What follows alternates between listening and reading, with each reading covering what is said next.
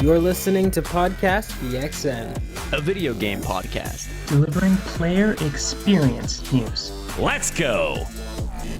What is up, guys, and welcome to Podcast PXN episode 241. This is the first time I'm doing this intro. So fucking cool. I am one of your hosts, Daniel Pernell, aka Dan is DTM on Twitter, and I'm joined over Discord by the Nintendo aficionado and artist extraordinaire, Roshan Warner, at Roro, the host of Large Popcorn and video producer at DualShock, at DualShockers, Christian Macias at ISO Christian, and Gage Dempster is not joining us this week. He is gone. Is it Groundhog Day? We'll get to that in housekeeping. Thank you to everyone. Oh, sorry. Am I in Returnal? Yeah. Thank you to everyone watching us live and participating in the chat. Just as a reminder, we are live each and every Wednesday at 8 p.m. Eastern time on youtube.com/@podcastpxn and twitch.tv/podcastpxn as well. The topic of the show this week, guys, is, you'll never guess, are video games hindered by corporate greed? But before we get there, first, the show always starts with the quick bites, so let's go ahead and jump right in, except when it doesn't, when it starts with housekeeping, because the housekeeping is we recorded 30 minutes of podcast, and it's gone. It's gone. We've wiped it from the face of the planet because the audio is fucked up because Dan is a doofus. Can I say, real quick, last week when I was hosting, don't worry.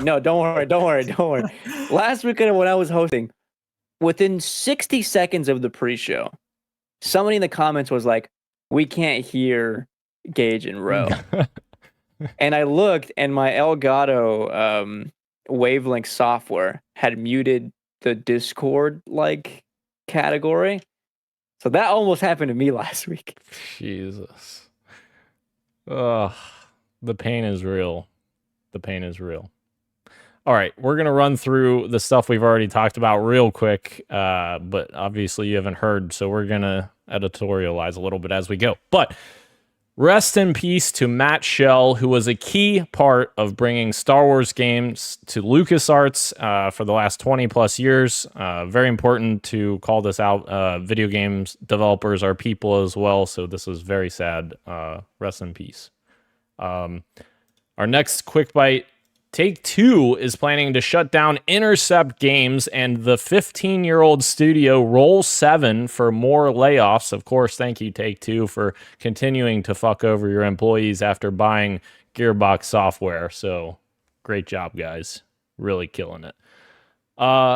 And then we've got Escape from Tarkov's $250 expansion. What the hell are we doing here? I had a great remark in the original, post, or the original audio about this, but that's gone. So we're just going to say, Gage, take it away. Go pull your on the side of the road and scream out, F you, Escape from Tarkov, because this is insane. Dan actually thought this was great business practice and said, "We need more of this in gaming, please." No, I didn't. Gage is fucking DMing me right now, all caps. Guys, we also got more Switch 2 rumors, which, of course, are that the Switch 2 will feature magnetic Joy-Con controllers, backward compatibility, and a host of other new features, according to the latest batch of rumors.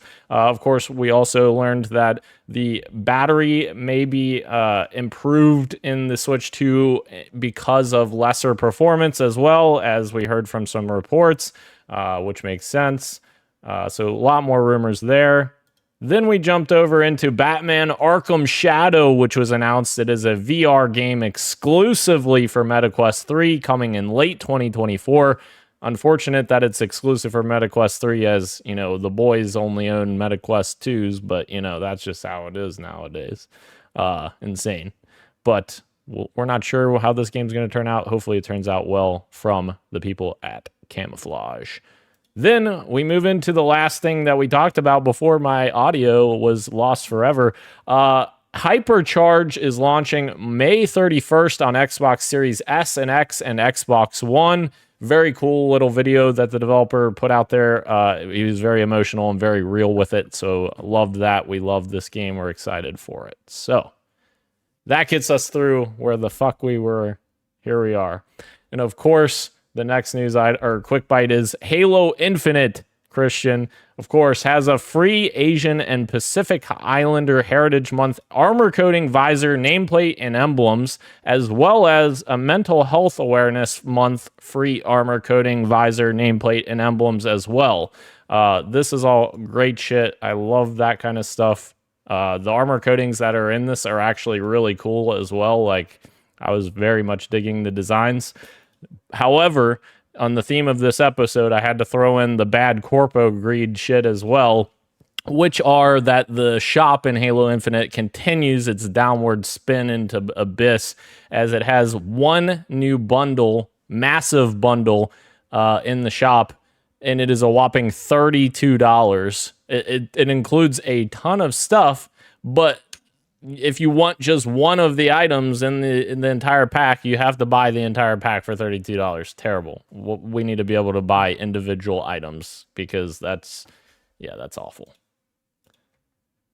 Why did you call my name out? Because you're the Halo hater. What does that mean? No, I'm not. Well, That you true? are. You What are. did I say that? What did I say in the Twitter chat the other day? I remember what it was. That Plate Up was a better game than one of the Halos. I forget which one. Yeah. Yeah, exactly. And I stand by that. I stand by it. And that's why you're the Halo hater. Yeah. All right. That's fair. All right, and then the last quick bite, Funko Fusion has been announced, which is a game that has over 60 unique characters from beloved franchises and face the corrupting worlds of Funko, whatever the frick that means. The game looks very much like almost like a Lego game, except in the aesthetic of Funko. I guess it could be interesting for kids. We'll see what happens, I guess, with this. I was thinking about you the other day, Daniel. Uh-oh. Not related to Funko in any regard, but Jurassic Park Survival. Remember that game coming out? Yeah. Developers of Alien Isolation. Hell yeah. Yeah, I was thinking about you. I I rethought about the game. I was like, oh yeah, Dan's excited for that one. Hell yeah. That's literally the game I wanted. Hell yes. They're doing the thing. They're doing the thing. All right, into the street meets, guys. There's a report revealing the launch timing of fall Xbox games, and we're going to dig into it here real quick. The Verge reported that Bethesda is currently targeting a September release date for the Starfield expansion's Shattered Space, which we'll have more on in the topic of the show. In a recent interview, Todd Howard announced a fall release date for the expansion, which we will talk about here in a bit. But elsewhere, Activision plans to release the next Call of Duty, which some people believe may be Black Ops 5. We'll see. I don't know. In late October, according to The Verge, the same report claims Obsidian's Avowed and Microsoft's Flight Simulator 2024 follow in November, leaving Machine Games' hotly anticipated Indiana Jones and the Great Circle to launch in December. December, huh? Yes. Don't push it back. That's my fantasy critic. No, I don't think it would. Like a game like the Avatar game came out in December. True. And like I don't know. I guess I had anticipated this one coming out something like a September at the latest. But if that's the timeline, then sure. I'm excited to see what Machine Games has been cooking. I'll play it. Maybe.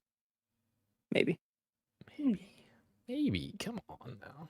Yeah, the first person bit kind of bums me out a little bit. You're talking to the experts of first person with Machine Games. Come on. They can make it work, possibly. Yeah, that's right, Ro. Yeah. You're in with me. It's a completely different topic, but I'm excited to see what Sony has planned for the rest of the year too. What's their release looking like? You know, weirdly enough, Ro, I mean, outside of third-party partnership stuff, I think the excitement from Sony stuff is going to be all 2025. Like, I think we're going to see like the next lineup of like first-party titles this year, but none of it will obviously come out this year. I think for me, that's the excitement. Like, What am I? The stuff that I bought the PS5 for. Finally seeing that. Yeah. Indeed. Where are we at, PlayStation? We'll find out. Greatness awaits. Nice. Power to the players. PlayStation. All right.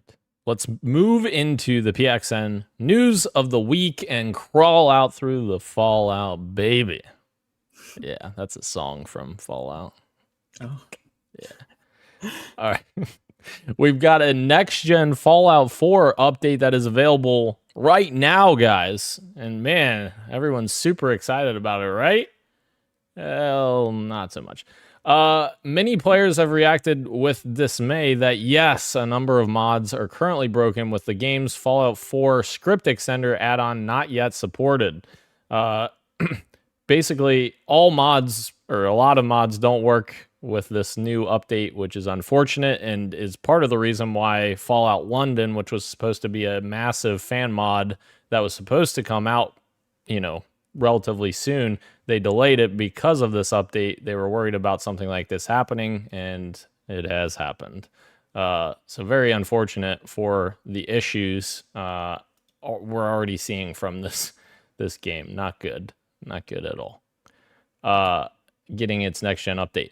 Also, Bethesda has been sending out tweets like left and right, like trying to cover their butts on other things because there's all kinds of problems with it, like people on PlayStation game collection weren't able to access the update because of, I guess, them owning it through the collection. There was like uncertainty as to whether or not it was going to be covered with the update or not, or if they were going to allow people to download the update through that. Apparently they ended up deciding yes, that is happening, and they did finally fix that issue, I guess, if that was an issue, or if they were kind of not planning on doing it until people freaked out about it. That's kind of interesting. You're telling me I can play the next gen version of Fallout 4 now if I owned it previously through PlayStation Plus? On the game collection, yeah. Yes, correct. There is a quick note on the Fallout 4 next gen update on Series X as well. It targets 4K 60 FPS in all modes, because there was some uncertainty there as well, because there was people saying that the performance mode was 60 and then the quality mode was 30 or 40 if you were on a 120 hertz display. Apparently that's not even true, I guess. I don't know. Who the hell knows at this point? Bethesda said performance mode is more aggressive in lowering the settings to maintain this target. So I guess if you want more consistent 60 FPS, turn on performance mode, which is, I don't know, for an 8-year-old, 9-year-old game, whatever it is. And the last little bit of Fallout 4 stuff, there are now 2 new mods that are the most popular mods now for Fallout 4. And those 2 mods are actually mods that remove the newest update so that you can use other mods again. So incredible modding updates there. Doing God's work. Yeah. And the people on Amazon Prime are doing God's work by watching Fallout on Prime, as it has topped 65 million viewers in its first 16 days. It is the second most on the platform, just behind Rings of Power, of course, the Lord of the Rings series. So looking very good for Prime Fallout series. Let's go.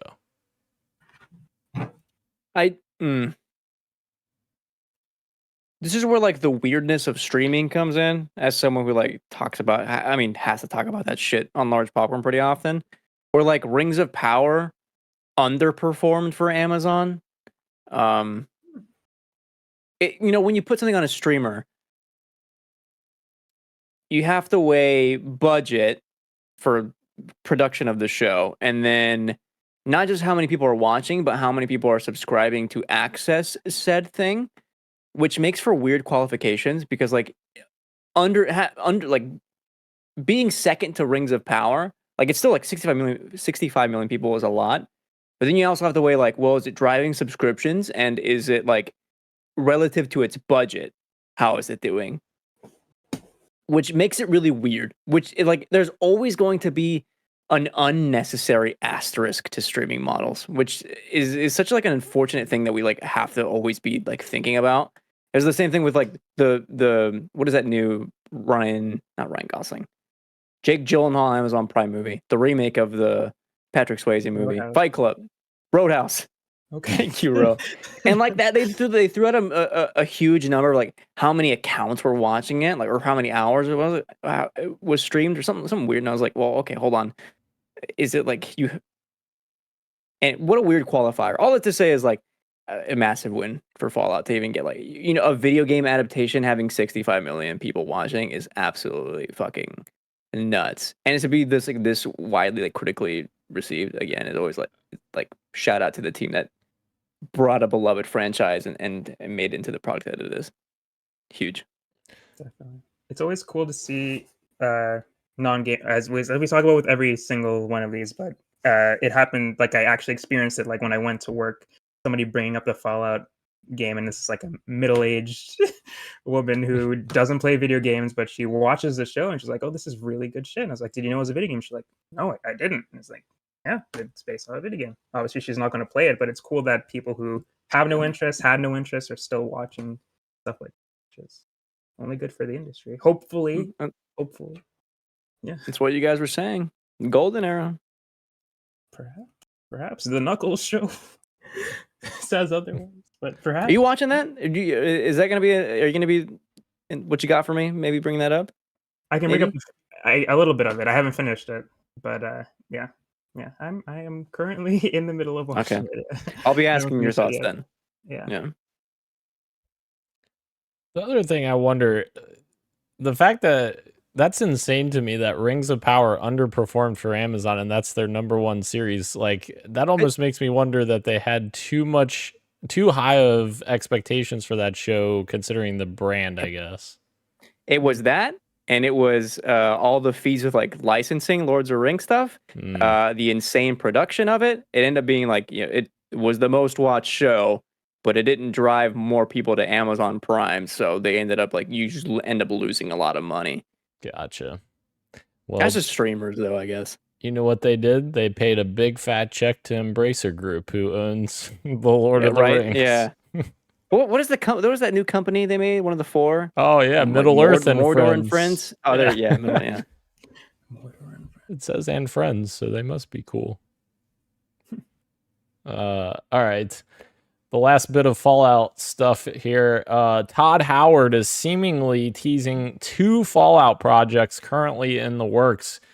He talked about this in his interview on Kinda Funny. I watched that whole interview. It was very, very, very good episode. Greg Miller did great work there. So what could this mean? I don't think either of these games, in the context of how he was presenting it to Greg, I don't think either of these games are talking about Fallout 5, because that game hasn't even started anything yet, other than like a single sheet of paper that like is a high level what that game is that Todd Howard said he had put together. So what could these 2 games be? I'm thinking one is the heavily rumored Fallout 3 remaster, maybe included with New Vegas remaster. Who knows? I mean, that'd be awesome, but probably more likely just a Fallout 3 remaster. And then the other game, maybe, for the love of God, we have a Miracle, and maybe Obsidian started pre-production work on a New Vegas 2. That would be awesome. I don't know if it's going to happen, though. I thought there was a rumor going around that Fallout 1 was being remade by an outside studio. That very well could be as well. Yeah. That would make a lot of sense, too. I mean, I think an Obsidian Fallout game, I think it would be cool. Mm-hmm. Like another one. Yeah. Whether it be like New Vegas 2 or not, I think would be sick. I think you're onto something with that Fallout 1 thing, though. I think, and it would make a lot of sense if they went like the Diablo 2 Resurrected route, where it's like it's still in the same vein as the original was in like the top-down perspective, but just like completely remastered and redone. I think that definitely could. Oh, interesting. Be, yeah. Yeah. Huh. Or like a fresh new coat of paint. Yeah. Oh, I didn't even think about that. Yeah. Well, time will tell on that one. Time will tell. But our other PXN news of the week items comes by way of Xbox. First, I'll just tell you that the Xbox Game Showcase plus Redacted Direct that will happen right after the showcase has been announced for June 9th. And of course, the Redacted game, nobody knows what it could be, you know? It's a super big secret. Except people in 5 seconds were like, it's Call of Duty. And in fact, went a step further and was like taking apart the redacted sections and were like, I think this is Black Ops 5 is what it's going to be called instead of Gulf War, which was the rumors. But I'm stoked. Yeah, you're going to be there, right? More on that later. More on that later. Oh, more on that later. Well, news of the week, isn't it? Right? Wait, isn't that what? Am I tripping? We're on news of the week, right? Holy shit! How did that happen? How did that happen? We zoomed through the. Wow! Yeah. Wow! Okay, then in that case, I'm excited for anything and everything Summer Game Fest. Like, there is an energy around this year that feels pretty electric in terms of all like the main players, specifically Xbox. I think, you know, even like the rumor of like a new Gears game being shown off at this year's SGF is like, yeah, you want the main competitors to be popping off with all their biggest guns, especially at this time of the console life cycle. Absolutely. So if we're getting this kind of stuff, Switch 2 reveal this year from Nintendo, heavy hitter titles like, Gears at Xbox, and then like new IP reveals at PlayStation. Like, what a fantastic game to have video game conferences. So yeah, absolutely. Even the Call of Duty stuff kind of excites me because, like, again, the longest development life cycle of a game is like surely this has got to be like pretty good, you know. Knock on wood. Yeah, fingers crossed for sure. Fingers crossed for sure. All right. Also, IGN hosted an ID at Xbox digital showcase. So going through this here, we got quite a few games shown off and announced. The first one here, Astor Blade of the Monolith, which is coming out May 30th. It is a hack and slash ARPG. Cool. We got another look at 33 Immortals, which the closed beta is set for late May. It's a co-op roguelite. Of course, we've seen it in the past with 32 of your other friends, so 33 total. Very interesting. I remember seeing that and thinking that it sounds like a cool idea, but I wonder if it'll be fun in actuality. But it does look fun. It looks cool. Indeed. But again, we're like we said when we watched it the first time, where we're going to find 30 friends to play with, right? Unless it's online, which it should be. Do I even have 30 friends in general? I know I don't. I don't know. Do I? I don't know. I definitely don't. Yeah, I definitely don't either. Unless you count Xbox friends, like I just randomly invite my Xbox friends list. That could work. Yeah, that could work. Hoping someone joins. Yeah. Christian and friends' favorite game for like a month, Pal World, is getting a massive update with new pals this summer. Are you excited, Christian, for your new pals? The more distance I get from this game, the more it's like, man, I realize I just had fun dicking around with my friends and realizing the game is like really just like was held together by duct tape. What a buggy experience! Like even like on a hosted server, like it was just like you couldn't ever climb and jump at the same time. because you would just get massive rubber banding. Yeah, that was a game, wasn't it? And he forgot to turn off his server until we mentioned it to him. Right?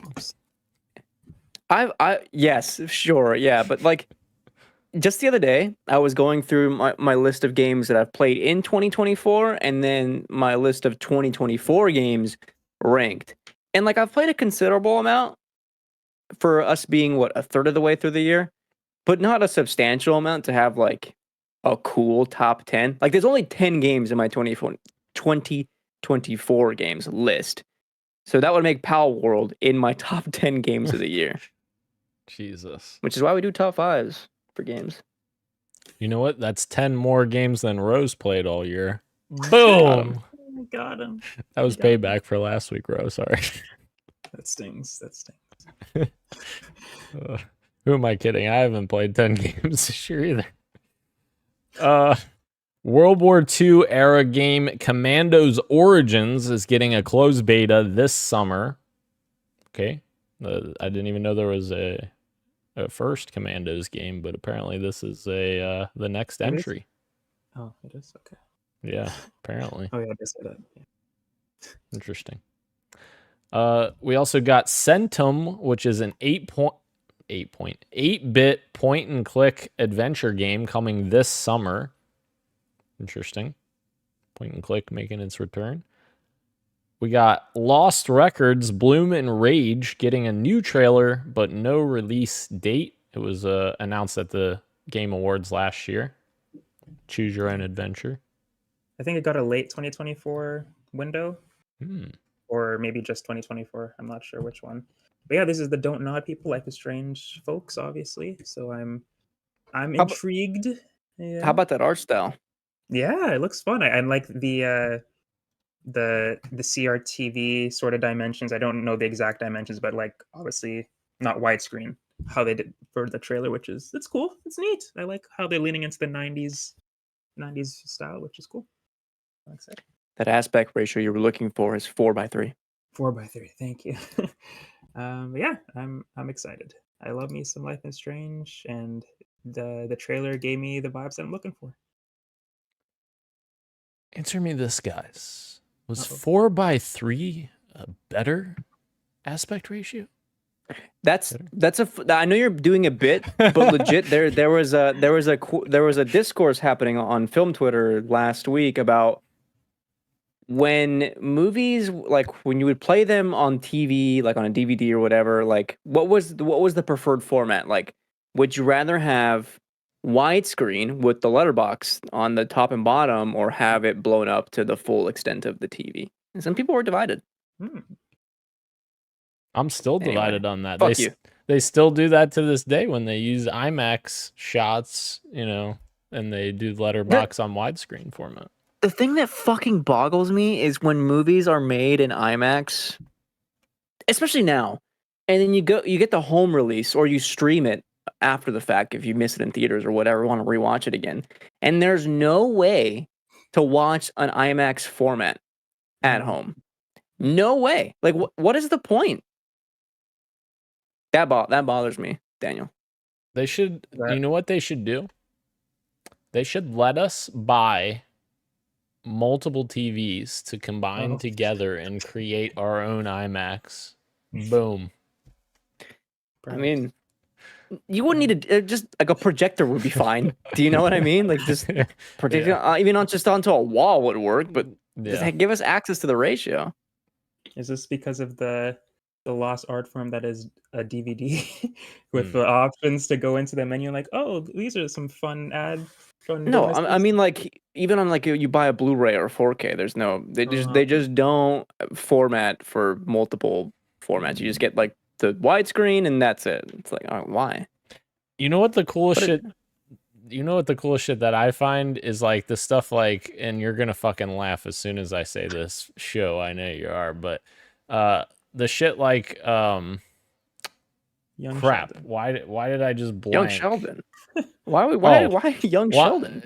I blanked for a minute there, but WandaVision, when they go from like the letterbox format and then like slowly expand it, and that's like those awesome. moments, yeah, those are cool. There's a moment in Mission Impossible Fallout when it's going from widescreen to IMAX, and it's like you're that's awesome. Like that's such a like, oh fuck yeah, I'm seated moment. No, I agree with you. Hell yeah. Man, I wish I could have saw that movie in IMAX. Oh my god, dude. That would have been sick. Anyways, welcome to podcast screen talk. I don't know. IMAXN. Wow, hell yeah, that was good. The next game here from the Indie Direct or ID at Xbox, whatever the hell you want to call it. Key Locker is out this summer on PC and Xbox. It's a turn-based cyberpunk action game. Here we go. Boom. You're controlling a singer. Interesting. Here we go. Stampede Racing Royale is a battle royale racing game with 60 players on the course. Okay, that's interesting. Like kind of like a Mario Kart game. It looks like with 60 players. I'm waiting for the trailer to load, but I keep getting Knuckles commercials. Oh, dude, those IGN like Yeah. I know what you mean. The ads. I'll be watching these on YouTube. That's how they make all their money, you know? They got to have those pre-rolled ads and then the 1,200 ads on the sidebar of the website. I'm watching the trailer now because when you were explaining it, it's like that was another one that to me on paper sounds fun, but will it actually be fun to play with 60 racers? And to me it does. It looks wild. Looks kind of fun. Yeah. Yeah. But we'll have to wait and see, I guess. Can I just say, by the way, something about the way IGN formats these listicles always confuses me because they put the videos on top of. Yes. You know what I mean? Yep. Yeah. I agree because the bolded text should be your header. Yeah, I 100% agree. Mm-hmm. All right. This next one we're really getting down and dirty with.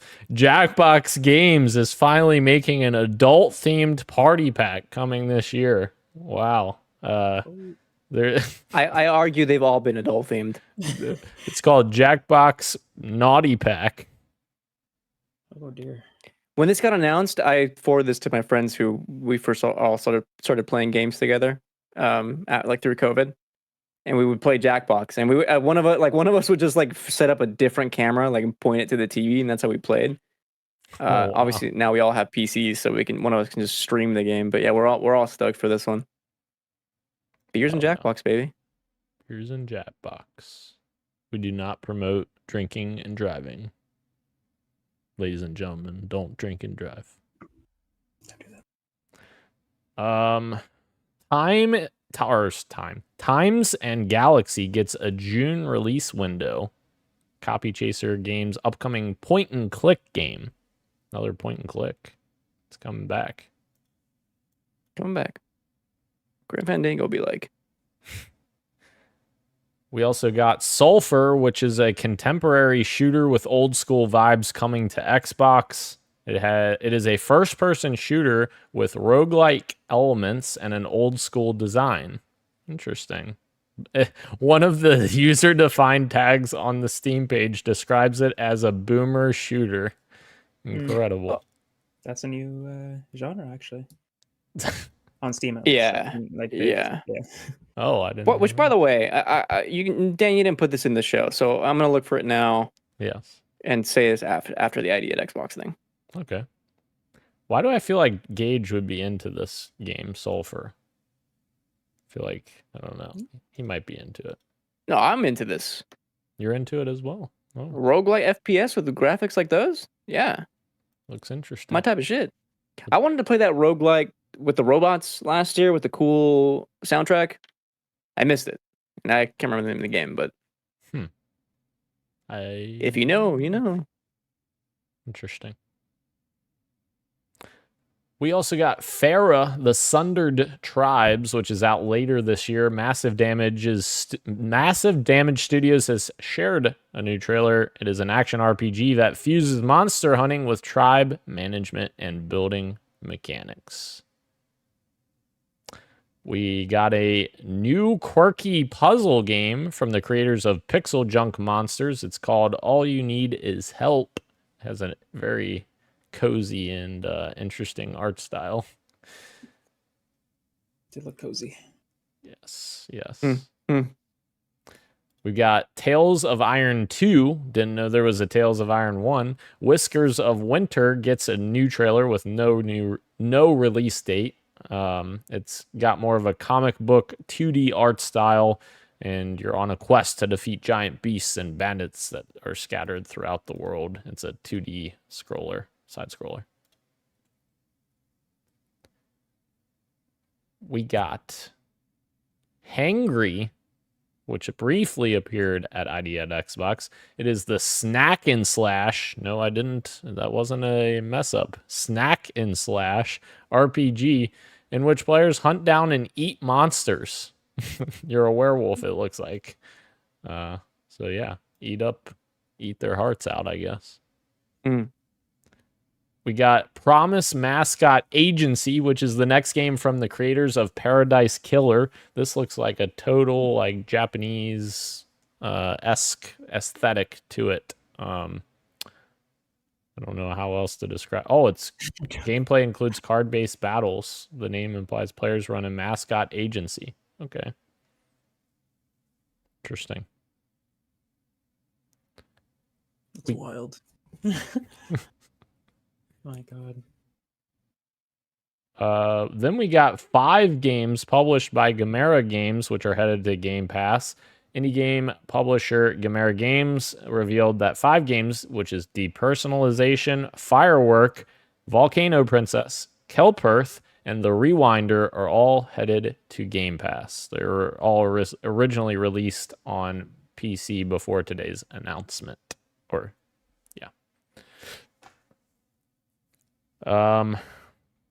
almost there. Over 15 games from the Triple I Initiative Showcase will be playable on Xbox. The Triple I Initiative Showcase highlighted many indie delights that are headed here shortly. Games such as Pal World Arena and Cat Quest 3 appeared toward the end of the showcase. It was revealed that 17 games from that sizzle during ID at Xbox will be playable on Xbox. 2 more left. Don't forget. Oh, yes, you got it. Never mind. Dungeons of Hinterberg gets a colorful new trailer focusing on gameplay. This is a social sim and action RPG, which has cel-shaded graphics taking place in the Australian Alps. I love the art. I don't know if I want to play the game, though, but I love the art. It looks so cool. It does look cool. Like very kind of a bit of Hi-Fi Rush in there, that kind of art style, I guess. A little bit. I guess the character model more so than the world. And then we got Vampire Survivors Operation Guns DLC, which gets one more trailer before its May 9th release date, which would be next Thursday, very soon. It's known affectionately as the Contra DLC. This is from IGN. I'm not coming up with them. It's IGN. Say this. Yeah. It's headed to all platforms early next month, and we got another look at it. They got a reveal at the end of One More Thing, revealing that Brad Fang, a character who first appeared in Contra Hard Corps, would be featured in the DLC as well. There you have it. ID at Xbox. And now Christian is going to tell you about this game. Incredible. You should click on that and watch the trailer as I read to you the title and description of this game. It's called 420 Blaze It 2. Game of the Year equals Dank Dreams and Goated Memes equals bracket wow/11 like and subscribe close bracket Poggers edition. And The description of the game is under the about is awesome. The Illuminati have stolen all the world's memes. You're an ex-secret service agent turned to a peaceful life of painting, but now you're needed one more time to fight back. Let's be real, it's an FPS game that's a sequel to the original. You know exactly what to expect. Why are you still reading this? Don't let your memes be dreams, featuring a state-of-the-art creamy meme slider to adjust your meme levels to your liking. This took a team of 483 developers 7 years to build, making this now a quintuple A game. Get wrecked, scrubs. Can't wait. First of its kind. Jesus. Versus kind. Oh my gosh. Anybody who's listening has to go watch that trailer. At the very least, go see just to see the title and how it's actually typed out. Oh my god. I just what I linked that in the Twitter and nobody responded. I was like, all right, fine. 420 Bring it on Blazes myself. too. Incredible. Wow. How much is this game going to cost? Whatever the price is, Priceless. Not enough. Priceless. They deserve all the money in the world. Jesus. All right. Moving in to our fantasy draft check-in. I don't think that there was anything released this week. Correct me if I'm wrong, guys, but I don't think There is, but There not that any of us bought Okay. or picked, or sorry, that picked up. What is it? We got our hands on Endless Ocean, and that released. Or I guess that releases tomorrow. Reviews not so hot on it. So we chose correctly then. Yeah. All right. Well, maybe we'll have an update for more Fantasy Critic next week. No, not next week. A few weeks. Senua Saga Hellblade 2 releases May 21st. That's the next game, and that is coming from Christian Macias's team, Eternal Rose Software. Is that true? I have that? I picked it up? Yeah, I think I had it last year. I keep forgetting. Yeah. And then we've got right behind that on the heels, May 23rd, Paper Mario The 1,000-Year Door Remake. Let's go. 10 out of 10.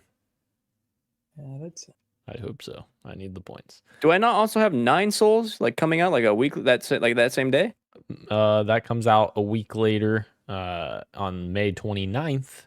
And yes. Oh, I see. 9 Okay. Souls. Yeah. Gotcha. Yeah. Yes. I knew it was somewhere in there. And you know what? Let's just throw out the last May game, which is F1 24, and that is for my team. I gotta say, I thought Ro had Crow Country coming out. Crow Country. I don't. Maybe I should. Interesting. Let's just take I a didn't say look. anything, dude. Crow Country. Let me just file that away for later here. Not for any reason or anything. Yeah, that's our fantasy draft check-in. Moving into what you got for me, guys. Dan, what did you have for me? Well, Dan, that's a great question. This is a episode where we talked about more Fallout, so yes, I'll talk about my experience of playing more Fallout. Let's go. I started playing Fallout 3 Game of the Year Edition on Steam, and I played about an hour of it and was so fucking enamored with it again, and I was like, this is fucking the vibes, and I want to keep playing it, but I fucking shut that shit down, and Gage was playing as well at the same time as me, and he also shut it down when I finished my reasoning for this. And the reasoning is because that Fallout 3 remaster may actually happen so very soon.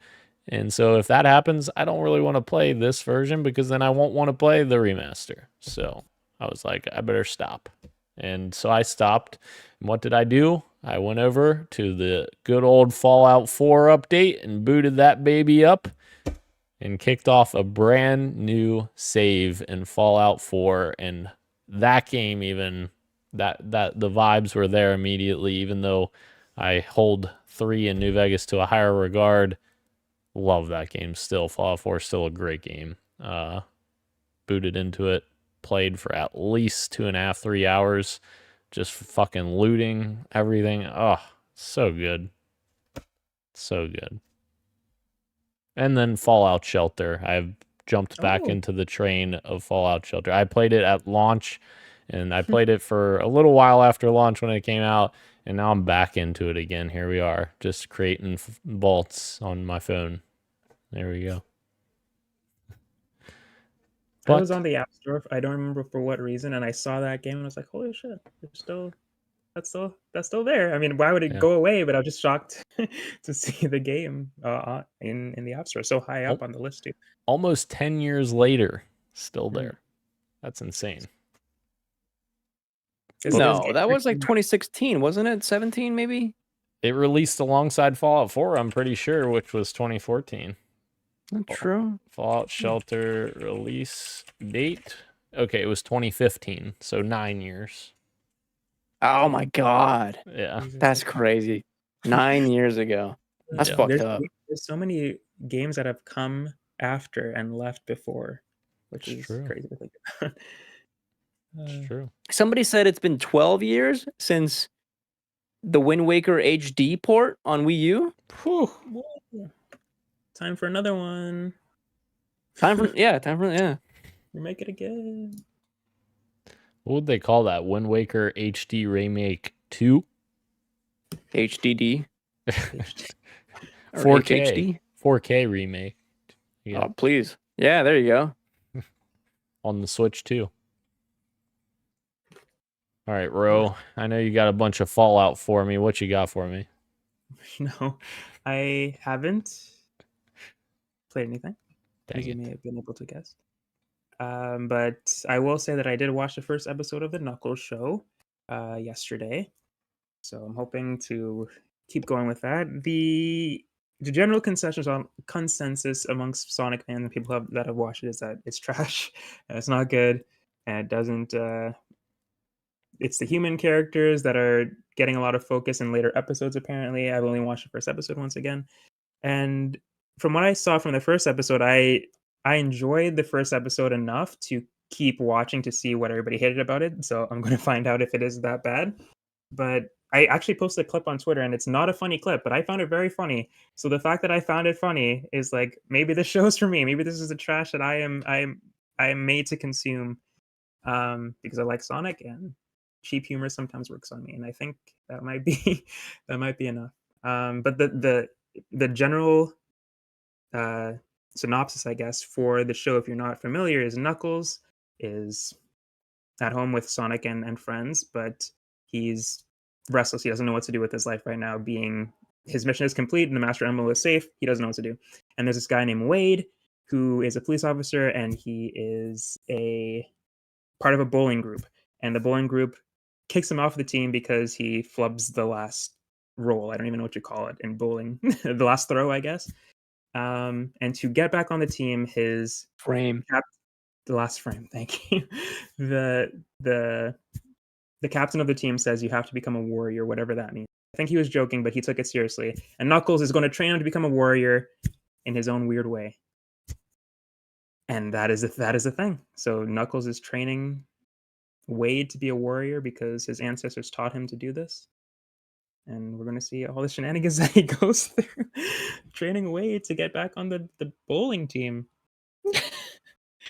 Bro, yeah. That's it. Bro, I love the movies as much as you do, but this sounds fucking stupid. Like what? Yeah. This sounds like the definition of a streaming show. Like Christian, you made that comment about Fallout a few weeks ago being a streaming show. No, this is a fucking streaming show that was made specifically for. Yeah. 100%. I saw the last couple seconds of the last episode, and it's not even a spoiler. It's just people were making fun of how trash, like we're saying, it is. And the last frame is literally a freeze frame of Wade and Knuckles jumping in the air, like Cheers-esque, I don't know. And it just ends. That's it. That's the last frame. That's the last thing. No after credit scenes. Just like, wow. Haha, look at these goofballs. Just like, what is this? Yeah. What else do you need? I guess nothing. Like they certainly thought that was all we needed. Incredible. Christian, what you got? Oh, sorry, bro. I'm done. I'm done. Oh, okay. Christian, what you got for me? No, well, there is one game, I guess, that would be like a week and a half ago that we played, but I can't bring that one up today because last week you were gone. This week Gage is gone. So I refuse to bring that game up until all three of us are here together. I'll bring that up then. Otherwise, a lot more Another Crab's Treasure, a lot more Balatro. I mean, a lot more other games for work, upcoming games. But more specifically, I've been really high on the emulation train.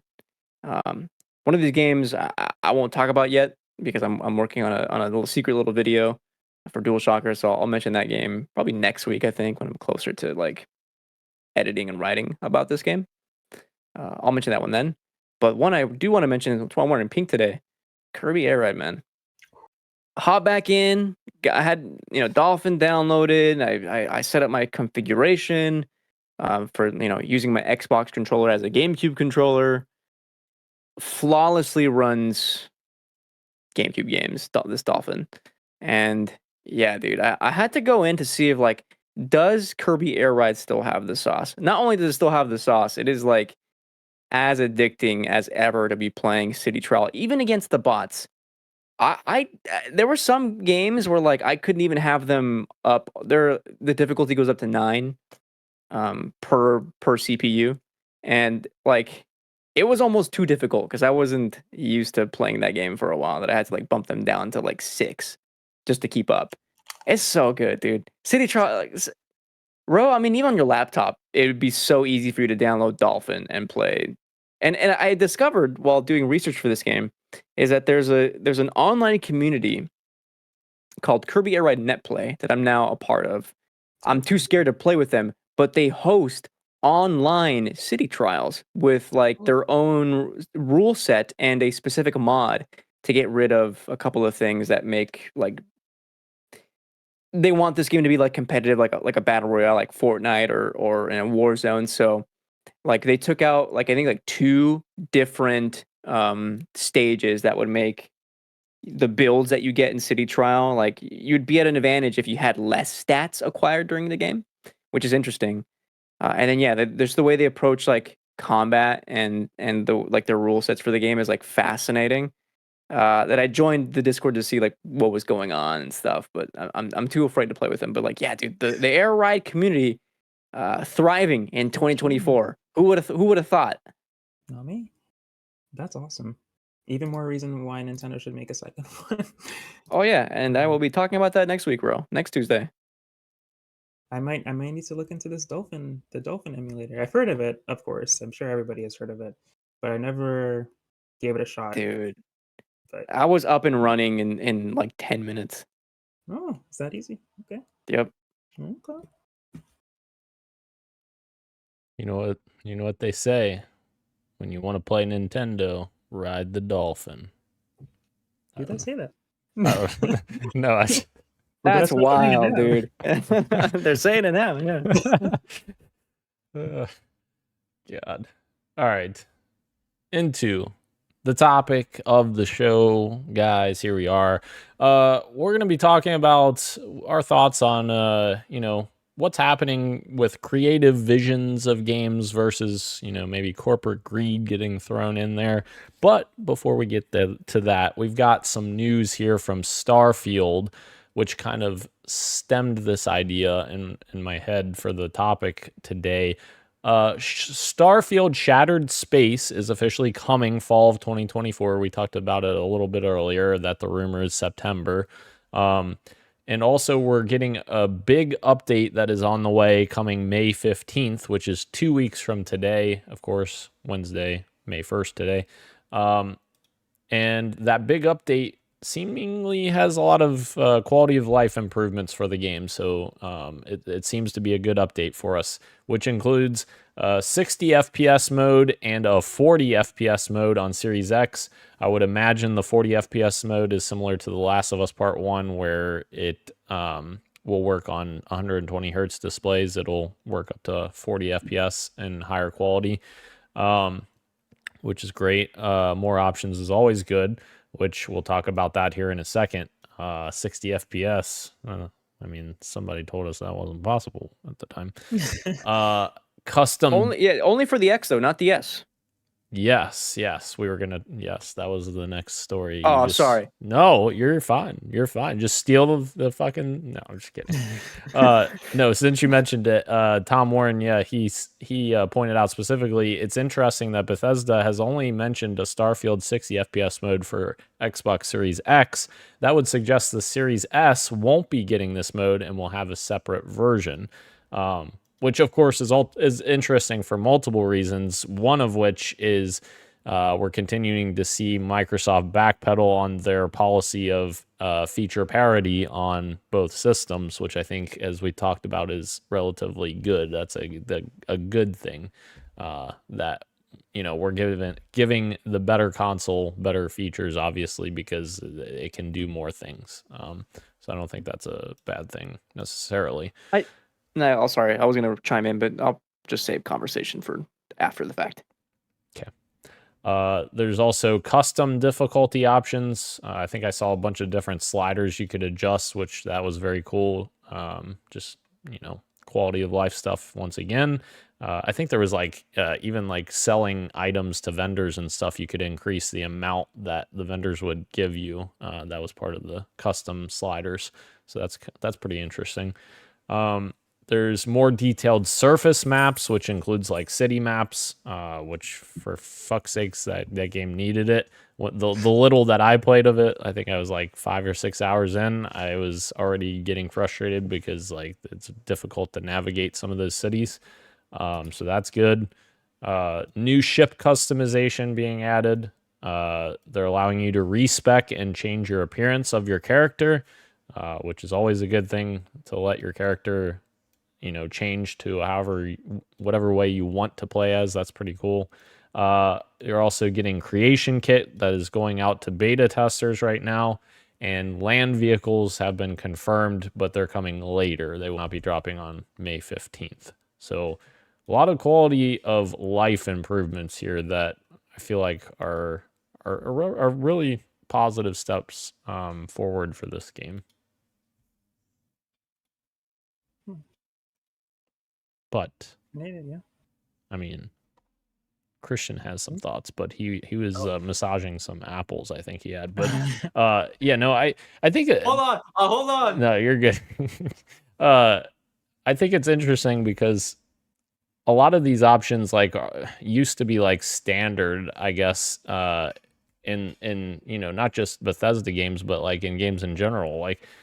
I don't understand why we've gone away from having multiple display options now all of a sudden with Starfield, when every recent game lately has released with a graphics mode and a performance mode. And I know we talked about it at launch, and what they said made sense. Bethesda saying, well, this was a design decision for us to make this 30 FPS. We can only do so much with this. And I was at the time, I was okay, I guess I could see that with all the simulation stuff going on in the background. But appearing that was not necessarily the case, as now we have a 60 FPS mode. And you wonder if they just needed more time. And on that note is where I saw a tweet that all of us have thought this sentiment at one point or another during maybe at the past year or so. Specifically, I think about PC ports.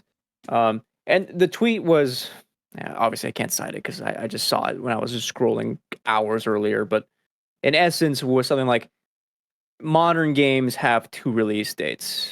The day it comes out and when publishers are ready to ship it, and the day it's finally updated with all the things that should have been there day one. And that's not to say Starfield was feature sparse. There I mean, obviously that game reviewed well at certain outlets. People like Greg Miller loved it even.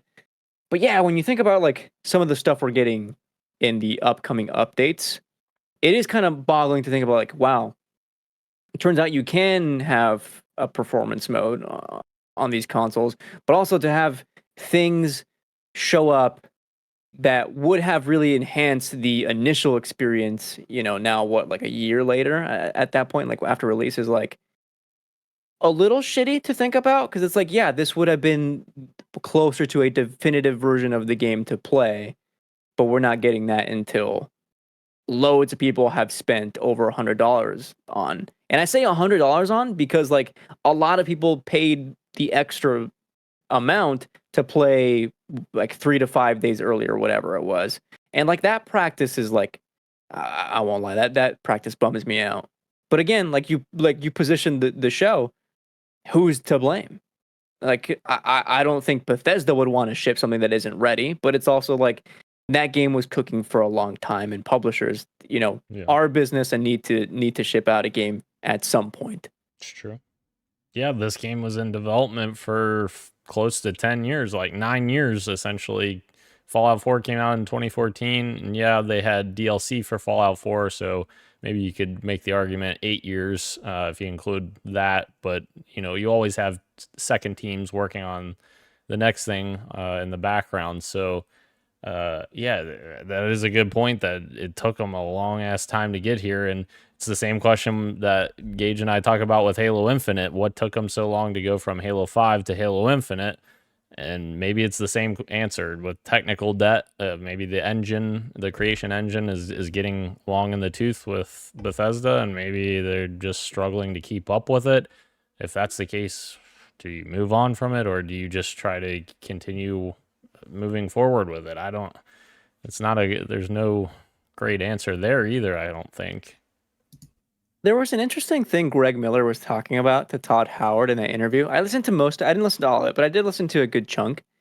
And he was talking about, like, granted, he was, I think, mentioning it with like a lighter, or like, how would I put this? Like in a more positive spin. He was talking about the Bethesda charm, but specifically about like the jank and the bugs. And he was talking about how like people look forward to the jank and the bugs. Maybe that's true. But when I was hearing Todd respond to this, and like, granted, I do think it's kind of a cool philosophy to like have the team be like, no, if it's like not affecting, performance, or like gameplay, if it's not a hinder to player enjoyment, like, yeah, leave it in. Like, that's funny. That's actually pretty cool. But I do think at some point, like if it is hindering development of the game, like if it is like something like the creative engine that is limiting developers and causing games to take longer and release in poorer states, and I don't know, I feel like that is something for sure to discuss. Yeah.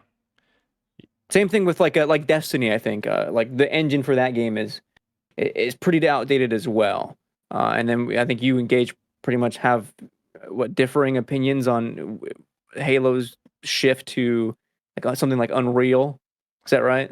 Well, I mean, I wouldn't say we have differing opinions. I would just say that I've always been cautious and, concerned about switching engines, because you worry about losing what makes that special. The feel, right? Yeah, exactly. And if they can recreate that, then I'm all for a switch, because that's seemingly going to make things better for the development side. But, Bungie, of course, like you said, deals with the same thing, because Destiny very much runs on very similar code to Halo. Of course, they created Halo, and they are dealing with the same thing, same types of issues that Halo is dealing with their engine. And at a certain point, you just have to step back and be like, is this making things more difficult for us to make a quality experience? And, if it's taking twice as long to do things in this engine because it's so old and antiquated. Thank you. That's what I was looking for. Then yeah, you got to do something. And yes, there are concerns and worries about switching engines and all that jazz. But if at the end of the day, if it makes the game a better experience, then that might be the best decision. Do you remember what the reception was like as a collective for Starfield? What is let's look up the current Metacritic here. I thought it was positive. I thought it was. I mean, I remember. Yeah, it's 83. Yeah, which is weird. like the user, I think like getting feelers out now for the game, like on Twitter and stuff. Like, yeah, the user score is 6.9. When people like on YouTube and such discuss the game, they're all like down on it. And I can't help but think about like what would that game look like with a couple of extra months under the hood. Right. Like, even if it was just like things like a map to be introduced and then have like the promise of like vehicles are coming, would maybe have different optics for a lot of users.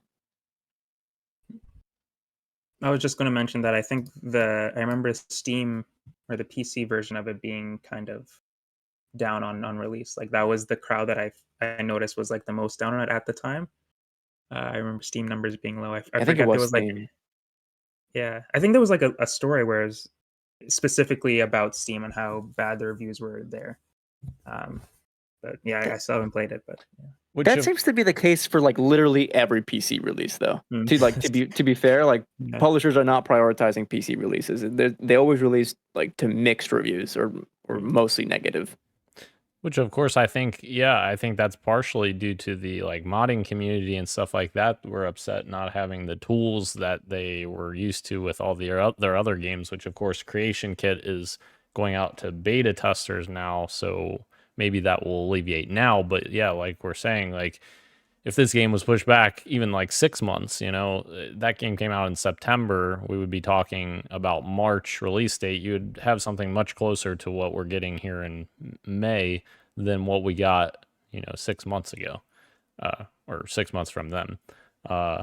And yeah, it's like, it's hard to pinpoint, is this corporate greed? Because like you talked about, Christian, this game's been in development forever, but also like at the end of the day, your games have to be good for people to be excited about continuing to play them. And yes, the reviews were good, but like, Fallout 3, for instance, is considered a fantastic game, or, Elder Scrolls 5 Skyrim is considered a fantastic game. Like, despite the bugs that those games had and the quirkiness and weirdness that those games had, they were great games. And it was because they were given the time that they needed to make those great games. Whether that's, 10 years or whatever, but maybe, yeah, it's a multitude of factors. The reality is like, it's such a tricky balance and every game is going to be different. Oh, look at that. We ask a question for topic of the show and the answer is it depends. That's that's a new thing for us. Yeah. No, but like, when you look at the balance of corporate greed versus creative vision, like the detriment of Cyberpunk 2077 was 100% corporate greed. They pushed that game as much as they could to the side of make this GTA and get this out ASAP, and like look where that game ended up. But I also look at games like Spider-Man 2, which came out, was that last year or was that 2 years ago? I think it was last year. Mm-hmm. Okay, for whatever reason the timeline's blurry for me now. And as we now know through the leaks, the creative vision for that game was way different. Like you were fighting Venom out in the streets of New York, much like some of the trailers that the game was showing off. There was environmental destruction. There was another leak where like the story focused a lot more on like Venom as opposed to like the Kraven side of it. And like seemingly, this is like a lot of deduction based on these leaks. It's like Sony needed these changes and the game had to come out sooner, which is why we talked about like how the game had way more bugs than any previous Insomniac game. And like for us as users, I think on this podcast, like that game suffered because of corporate greed, even though critics didn't agree on that front. Like they really enjoyed the game, but people like us, like we noticed those kinds of things. Yeah, and like with the quick turnaround for Spider-Man 2, like that game came out very quickly. Like Insomniac's been pumping out games very quickly, and they're always very impressive in terms of visually and like the gameplay and that kind of stuff. But yeah, like the other stuff that you're mentioning, like added stuff like the environmental stuff and storylines that we haven't seen, or that we didn't end up seeing, like that's the kind of stuff that got cut, and it's unfortunate that got cut. And like, not to take this back to Halo again, but Halo Infinite also had a ton of cut content, which depresses the hell out of me, because that campaign was such a cool idea to go open world, and then the open world was just very much one environment and one one atmosphere. I guess two if you count the underground areas, which are Forerunner. But my point is Oh, the like original a bio, the whatever you call it, like biomes, yeah. biome. Like one bio. Okay, I see. Because Yeah. originally their vision, which has come out in leaks and other things, that there was a ton of different biomes that they had for that game, and the breadth of the campaign was much larger in scope than what ended up coming out. Which, don't get me wrong, I still enjoyed what came out, definitely more than Halo 5. That campaign was awful, but we didn't get that God of War level of escalation that we've referred to before, that Halo has been missing. And I think that if that game had the time it needed, it very possibly could have hit that. Like that's the kind of shit that was missing from that game. And the added extra storylines, which are side quests with other characters that were supposedly cut as well. Hell, I was on this podcast with, I believe it was just Sean at the time. I don't think you were on yet, Ro, but I was talking about leaks back in 2018, I want to say, or 2019. Sorry, 2019 is when the podcast started. 2019, there was leaks that said that Halo Infinite was going to have multiple playable characters, where you're going to have basically side missions with other playable characters, and they all fed into the main story somehow, and like it just sounded so cool. And none of that stuff came to fruition, and it's unfortunate. And they didn't give 343 10 years to work on it, like Starfield, for instance. I get at the end of the day you got to release the game, but at what point do we cut them off, I guess? The thing I think I come down to, the way I see it, I got a whole video about this, is that like, because of the practice of developing games, you just have to, because games are so expensive to make, and unless at like the development and publishing level you're approaching it differently, you're just going to eventually come to a point where like, this is as good as it's going to get right now. We can release this in a poorer state and update as we go to save face, and we'll still make the same amount of money as if we would, or like if we would make more money than if we just held on to it for another couple of months. Like, just put it out now. But then like, for us as gamers, like after a while, like that sort of like gets to me. Like I'm at the point where like I'm now like voting with my wallet, which is, I hate saying that phrase, but it is true. Like, I do wait a lot more often than I normally would, and I get less excited for products now than I used to get. And it's why I look so positively to games like Nintendo when I read about the business practice of making Tears of the Kingdom, where like the game was done, and then this is like, yeah, we'll just give the team an extra year just to polish everything and have the cart ready to go when it's launched. The day one update was including more languages for subtitles, and that's it. And the game just runs. It's like, what a different way to approach business practice that you don't get in a lot of like Western publishers. Yeah, and I guess Nintendo has the luxury to do that, but it's a proven, like, it works. Like, it's not that they did it and it fucked them over. It's like doing stuff like that helps developers, helps their business. It gives them money. Again, it's Nintendo, so we're going to buy the games. But there's so many examples in indie spaces where they're smaller teams, but they worked that amount of time. They have less people to worry about. So I understand like there's some different pros and cons to each ones, but there are teams smaller, there are teams bigger that are doing what Nintendo does, seeing the benefits of that, because as Christian said, after a while gamers are not gonna I think the genre that suffered the most from this corporate greed stuff is the live service types of games. Like Anthem is one that comes to mind, where I feel like that game just ruined BioWare for like a good minute. I don't know if corporate greed was exactly the main factor, but I think it had like a part to play for sure. because I think the core gameplay of that was good, but there was so many things that was rushed and not in the game by the time it came out, and they promised stuff, and only to have a dev blog come out eventually that's like, oh, we're actually going to abandon this. Sorry to those who paid the extra money to play it early and get the DLC and all that stuff. Avengers is a good example too. I was one of the stupid idiots who bought the $100 version to play it earlier, only for them to not support that game very well. And $100? yeah, I was very excited for that game, and it was not that good. Not that good. You know what? You know what sucks too? Oh, because I'm just gonna complain now. Like Horizon was a free game with PlayStation, one of the fucking tiers. I can't remember the tier names anymore. Yeah. That got removed, and then somebody quote tweeted it and was like, "Oh, they're making way for the remake." I forgot, dude. You're gonna remake a game unnecessarily and charge people $70 for it because you have a show coming out. What are we doing here?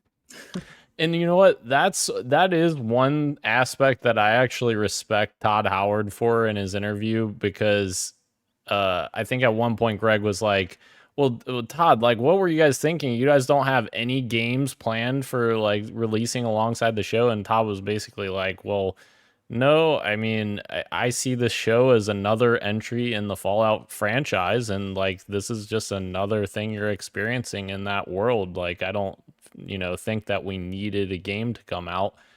Now, he did talk about how they have updates for Fallout 76 and all the other Fallout Shelter and all that stuff, but I think that is respectable to say, well, no, I don't think we necessarily need a game to release alongside this other medium that we're tying into the same universe, which very cool in that regard, no less, with all the stuff they added in terms of the world and lore from the Fallout show. I really love the added lore that they had there. We're gonna have a spoiler cast one day about that, but yeah, it's very, very, very intriguing. Although, I could be eating my words when in 2 months they announce Fallout 3 Remastered. Here you go. Come get it.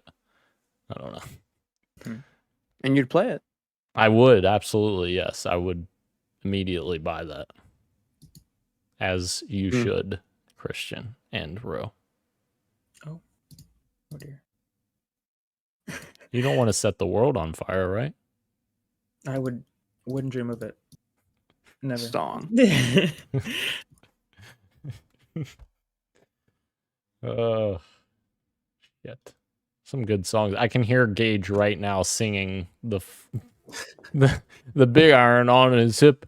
The big iron on his hip. He's in his car right now singing it. I guarantee it. I believe it. Yeah. What do you think Gage's go? Oh fuck! I forgot to buy the filters. Huh? What do you think Gage's go-to snack is, like on a road trip? He stops at the gas station. He's grabbing a couple of things to keep him satiated on the drive. What's he grabbing? Reese's Pieces. He's gonna hate that I just said that. Reese's Pieces. Oh god.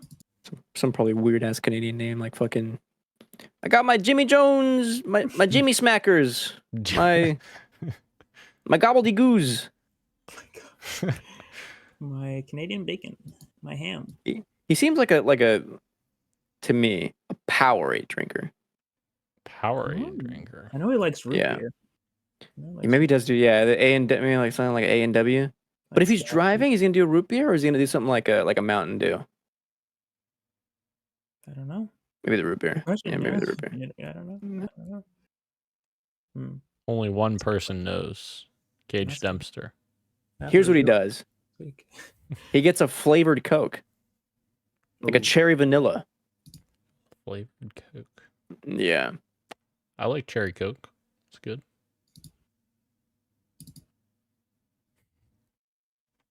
How did we get here? All right. Has this generation been a disappointment? Christian writes. Oh, I threw that in there. Yeah, I mean, I have to ask that. When we ask the like creative version versus corporate greed, and we see numerous examples of the latter informing the former anytime a game releases, I have to ask that. And like, I must have been on TikTok or somewhere where they were like talking Not about for like long. games. Sorry, I'm just kidding. Nice. Yeah, I worry about that. I still use TikTok pretty often for like I save so many recipes on there and just different like things for like tip. Why am I going on this tangent? Daniel, Sorry. I don't remember where I was, but they were talking about speculation for like all the stuff that was like maybe going to get announced this year at like all the not award shows, I'm sorry, the conferences. And one of the comments said like finally like reasons to use these consoles. And it's like, yes, like other people feel the same way that I do. Which is like, of course I'm still using my console all the time, but not for anything specific, you know? Like I can play Balatro anywhere. I chose to buy it on PS5 because I wanted to sit on my couch, but like I could have just easily bought it on my PC or whatever. Like reasons to buy these consoles for me are like a bit more few and far between. And when I see games like that are pretty much just like PS4 and Xbox One games, or that it come out in like not as good shape, I have to ask, like, is this generation kind of a disappointment 4 years in, sorry. And maybe that's partially the fault of, you know, the shortages on the next gen consoles early in the generation, where, you know, both Sony and Microsoft were both like, yeah, we're going to support these other consoles for a long time because, you know, we're struggling to Chip shortages and stuff. Exactly. Yeah, with COVID chip shortage, yeah. And like that is super disappointing, because like even talking about the idea of shipping on more platforms, like that's one thing that I've said to Gage as well about Halo Infinite, is how many platforms these games have to come out to, like how much testing you have to do and how much coding you have to do for every single console. Like Xbox One alone has Xbox One, Xbox One S, Xbox One X. That's 3 consoles for one generation. Then you got Series S, Series X. If you're supporting PC, there's 6 platforms right there if you're supporting essentially 2 generations. Like, that's a lot of versions of your game. And that's not even mentioning, that's only 6. That's not even mentioning PC, which can have a Windows Store version as well, in addition to the Steam version. So that's 7 platforms you got to ship your game to. That's quite insane. Time and resources. Exactly. Yeah. It's sad that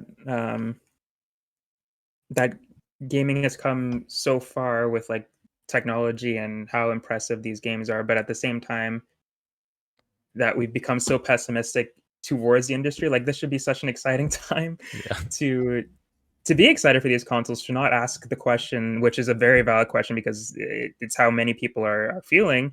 But it sucks that so many people are feeling this way, because it should be so super exciting to be in this generation of consoles and how far. And it is exciting to in some parts, but it's just like layoffs, corporate greed. It's just like so much bad shit that's along with it that it's hard to be excited for every little thing, I guess. And I think we get more bad news than good news in the gaming industry these days, which sucks. Unfortunately, we had it today. Yeah. Because games take too long to make, and if you take too long to make, you get your studio closed. If the game comes out and is received not well, it gets your studio closes. If it wins a BAFTA Roll 7, you get your studio closed. No matter what happens, like people are being laid off.